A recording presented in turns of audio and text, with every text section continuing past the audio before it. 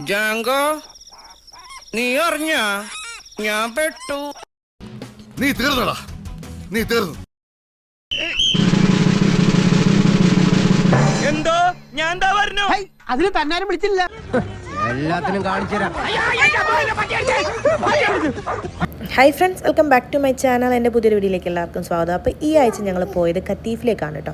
ആദ്യം തന്നെ ഒരു കോട്ടയാണ് ഇവിടുത്തെ.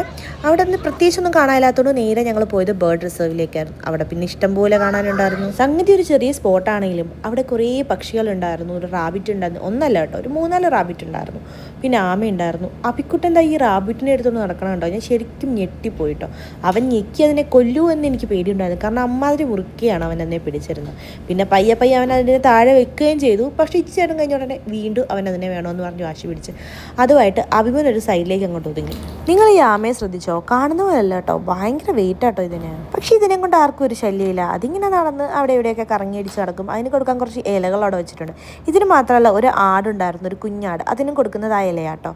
പിന്നെ കണ്ടമാനം പക്ഷികളുണ്ടായിരുന്നു. പക്ഷികൾ കൊടുക്കാൻ ഫുഡ് കയറുമ്പോൾ തന്നെ അവർ തരും കേട്ടോ. പക്ഷെ വലിയ ഇൻട്രസ്റ്റ് ഒന്നുമില്ല കേട്ടോ അവർക്ക് ആ ഫുഡ് കഴിക്കാൻ. കാരണം അവർ കഴിച്ച് മടുത്തു. കയറുന്നവരെല്ലാം ഫുഡ് കൊടുക്കുവാണ്. അതുകൊണ്ട് ഫുഡ് കഴിച്ച് അവരാകെ മത്തടിച്ചിരിക്കുകയെന്നാണ് എനിക്ക് തോന്നണത്.